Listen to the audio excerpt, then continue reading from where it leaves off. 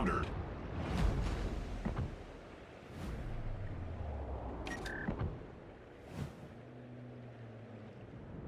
Hey team, it's Ripper here. Hope you guys are doing awesome today. We got a fun match that is ranked with the tier 9 redonkulously overpowered, in my opinion, Kearsarge. It's pretty much, if you haven't seen it, a tier 9 Montana at tier 9, if you will. Hey, anyways, before we begin, thank you guys all for supporting the channel. Like, subscribe, bell button below, comment, like, dislike, whatever you like to talk about. Anything we can do to improve the channel and get better and learn something at the same time, all while having fun.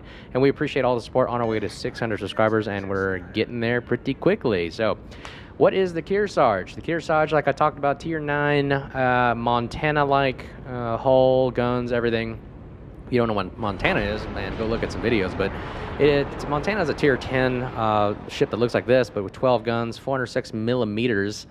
And the Kearsarge is pretty much similar to that, just at tier 9. However, the shell arc, or I would say speed, is a little slower. That of a, I would say, tier 8 North Carolina style battleship. So you got a mixture of everything, kind of like a monstrosity, if you will. Just look at the dang thing. It's literally a Frankenstein. I feel like the wargaming kind of just slapped things together. Like, let's put we did an aircraft carrier on top of a Montana battleship hull, North Carolina kind of style guns and whatnot, and we'll have airplanes that are from maybe like the Enterprise or Midway, something like that. Anyways, we'll watch the shell arcs here as we take a pop shot at the marble here. We'll look at the shell arcs. Little slower. The shell arcs are kind of similar maybe to Montana, but like they operate and function more of like a tier 8 style, and bam, look at that, 11,000 damage. So they do offer somewhat of a punch. You just got to get used to the aiming section of it and the style of that gameplay. But this is also, if you notice, a full secondary build. I got these secondary guns out to 11.5. Now you notice on each side I got about 6 127 millimeter gun kind of style, you know, standard American kind of secondary guns. Ooh, we took a major hit right there. So one downside, as you can just see right there, we are a massive billboard. You know, everybody loves shooting the side of the barn of us, and that is one downside. And especially when you're flying airplanes, you're not really paying attention to angling and so forth. So my bad on that. I kind of just sailed in a straight line. That's one downside. Getting pop shots, citadels, or nowadays with submarines and airplanes, you're not really paying attention to your battleship as it's taking crazy hits right there. But we're kind of just playing with the airplanes here. I use it for spotting, but the best one is kind of like the finish him move.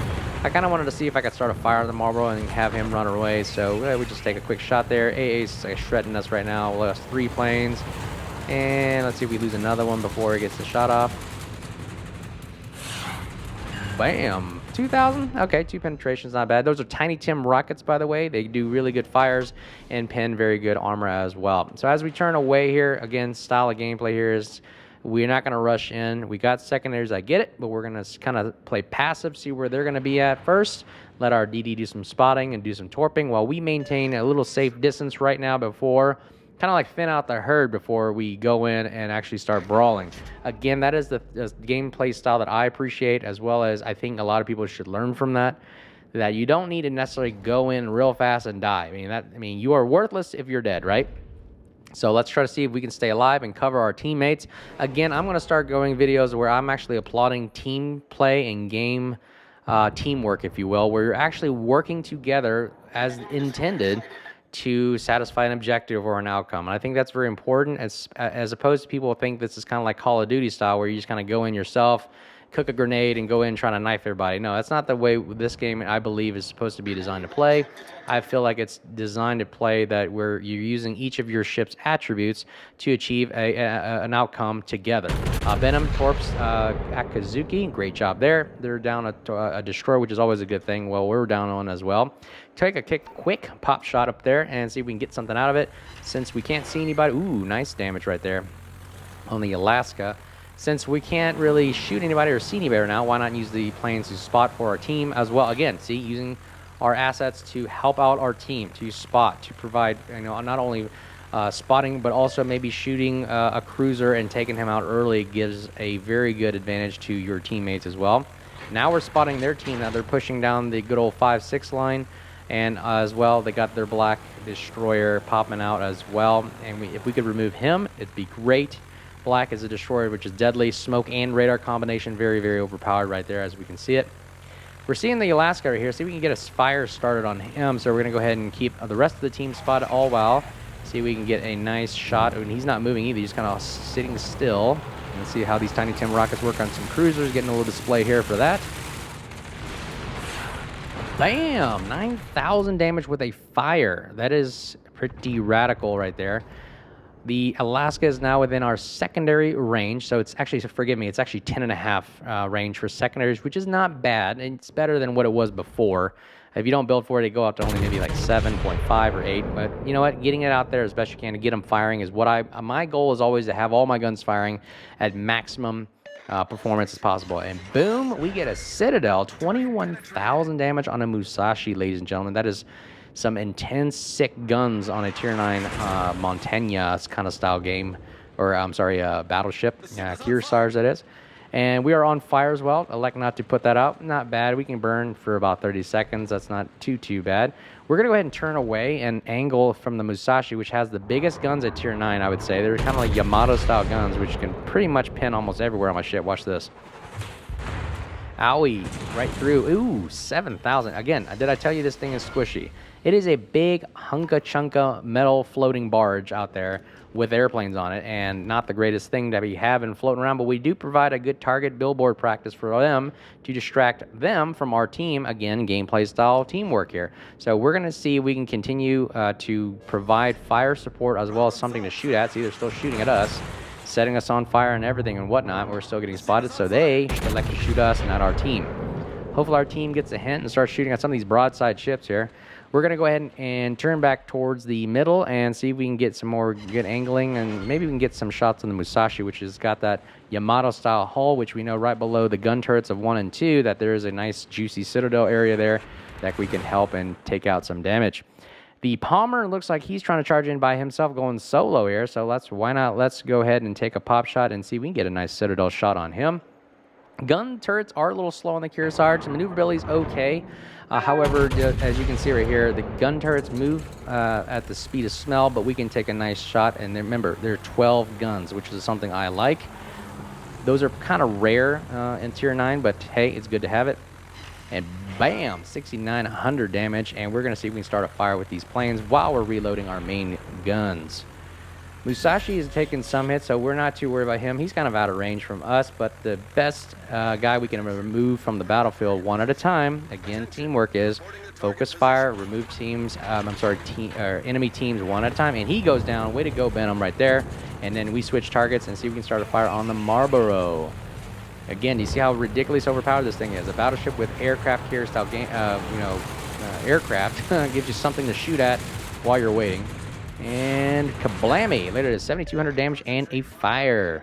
And look, our guns are reloaded, so let's see if we can take a pop shot at somebody and provide some kind of damage to somebody. And the heals are somewhat decent. Look, I'm at 36,000. We'll go ahead and heal up halfway again. Turning back around. A couple other things I like about this ship and dislike about it. Again, it's massive, but that's the dislike about it. But the thing I do like about it is it does provide a good deterrence on the battlefield in the sense that, look, it's turning like you would never think a massive battleship would. It's turning pretty well, almost cruiser-like style turning. It's got the good big 12 guns of 406, which are really awesome. Again, the slow speed, not the biggest detriment in the world. The other one is obviously the secondaries. The secondaries are like all over this thing. It's got a lot of them. Wish they could go out to 11.3 like standard Massachusetts, Georgia style, Ohio style 127 millimeter guns. Wish they could do that, but again, I digress. It's Tier 9. I mean, even Georgia has Tier 9 secondaries, which go out to 11.3, so why not? And the gun accuracy is decent. We've noticed, and hey, black goes down. Way to go, Benham. And now all the destroyers are down, and we have the advantage, again, working as a teammate, using the Benhams to spot it for us. We take a nice shot out there. Full send, 12 guns on the way. And all while we're going to see if we can use the mini-map to steer the Kearsarge, all while sending aircraft in the air. Again, boom right there. Get some ricochets. Man, that's bad. I mean, that was pretty max range right there. Not the greatest accuracy, but in the slots, I believe 6 at Tier 9, you can put in the aiming mod, which gives the best dispersion you can on the Kearsarge, which is a good thing. I kind of do that for the Georgia as well. Looks like the Marble is going to go down, so we're going to elect not to go for him, right? Yeah, let's not go for him. Yeah, he's dead. Now let's go ahead and shoot the Musashi, and he is a big target to be shooting at. And let's see if we can get him. We'll aim in front, and all of our planes are dead. Yep, and didn't do as well. We got maybe one plane. Let's see if he does any damage. Wow, 3 hits for 3,700 damage. That's insane. Let's see if we can get a nice citadel right here. Come on, right about there. If the shells land as I hopefully they wish they would, but he's turning in, so it may not hit underneath his gun turrets. Boom, nothing but 1,300 damage and a lot of ricochets, but you know what? We've got 12 guns. He's only got 6 facing up in front. He is more preoccupied with the Jean Bart. Let's see if we can finish him off in about 13 seconds. Now, these guns do reload at, standard battleship reload times, about 25 to 30 second range. Not the greatest, but hey, they're okay. And, here we go. He's turning into us right now. We're going to go ahead and aim at the nose so they land in the superstructure. 12 guns, full send. Do we get this? Bam! RIP. He's out of the gamey. Those shells just literally just destroyed and saturated all over his body right there. And now we are in Alaska range. Now, here's the fun part about the Kearsarge. You literally have 3 capabilities of how to destroy a ship by yourself. Look, you got secondaries going off, which start fires, by the way. You've got your 12 main battery guns right here, which I'm going to take a quick shot at his nose because I know they're pretty much going to penetrate his 25-ish millimeter. I can't remember. It's like 25 or 30 millimeter up front. So watch this, waiting for the nose. Full send. Kablowie, look at that, 8,600 damage, high caliber. And then we send the creme de la creme. Let's send the airplanes that everybody hates in the air. And all while, hey, look, Alaska's still getting shot at by our secondaries. Look, taking about 300 damage each little shell that hits, and hopefully it starts a fire. He's preoccupied with shooting us and does not realize, hey, I got airplanes as well. Look at that, secondary hits. Look at that, all those shell secondaries. Man, this is ridiculous. One player being able to use all these weapon systems to bear. And let's see if this finish him. Boom. Ouch. 7,900 damage. He is not having a good day. Why not show full broadside, give him a juicy target, all while 12 guns are reloaded. Full send, downrange, and here it is. RIP back to Porty. He is done, and that is how the cookie crumbles. 3 kills for the Kearsarge. Yet, did I not tell you this thing is pretty powerful, almost ridiculously, redonkulously insane. So, anyways, hope you guys liked that video. Let me know what you think below. Like, subscribe, bell button below. I appreciate all the support that you guys got going on. And forgive me, it's only 2 kills, not 3. But anyways, I digress. Fun ship, fun ranked. Have fun, guys. Hope you learned something, and we'll talk to you guys soon. Cheers.